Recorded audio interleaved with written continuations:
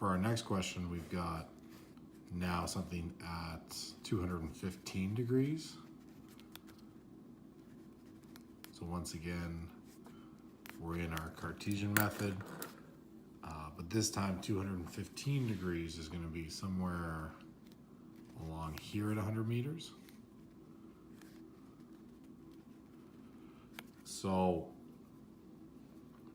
if I'm trying to find this angle that's between the 180 and the line, 215 minus 180 is 35 degrees. So if I were to kind of draw this triangle, I've got one x vector, one y vector, my original resultant vector of 100 meters at 35 degrees, and I'm trying to split this up into its x and its y components. For the x, I can see that it's the adjacent side and the hypotenuse, so that's going to be the cosine. And since it's going to the left, I'm actually going to get a negative value for it. Sometimes you'll see it written like this, the cosine of 35 times 100 meters, just for that x size. And the reason that comes into play is if I were to write it out fully, I would just get cosine of 35 equals x over 100 meters, and to solve for x, I'm multiplying those two. The reason it's negative, it's going towards the west, it's going to the left there for my vector. The same kind of applies to my y. My y, the full version of it would be the sine, right? Because I've got my 35 degrees, it's opposite over my hypotenuse.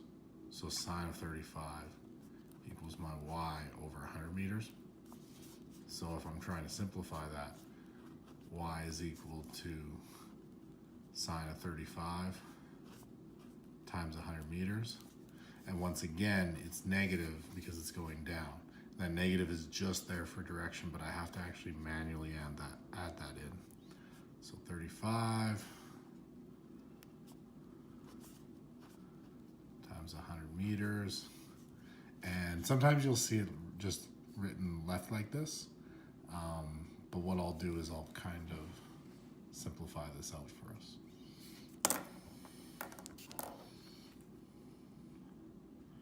So we've got our calculator here, and we've got negative cosine of 35 times 100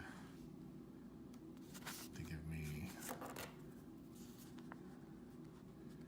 negative 81.9 meters, and that's all in the y direction. That's where that negative is. So maybe I'll just write or 81.9 meters at 180 degrees.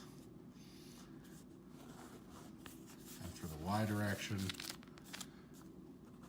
y is equal to negative sine 35 times 100, negative 57.4, or 57.4 meters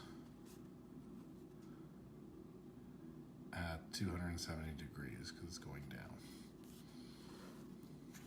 And the idea behind these resulting vectors is if I were to take the square of this plus the square of this, I would find my 100 meters, right? So if I went back to my calculator and I went, okay, take that answer, that 57.357 squared, and I added it to 81.9 squared, and I found the square root of that.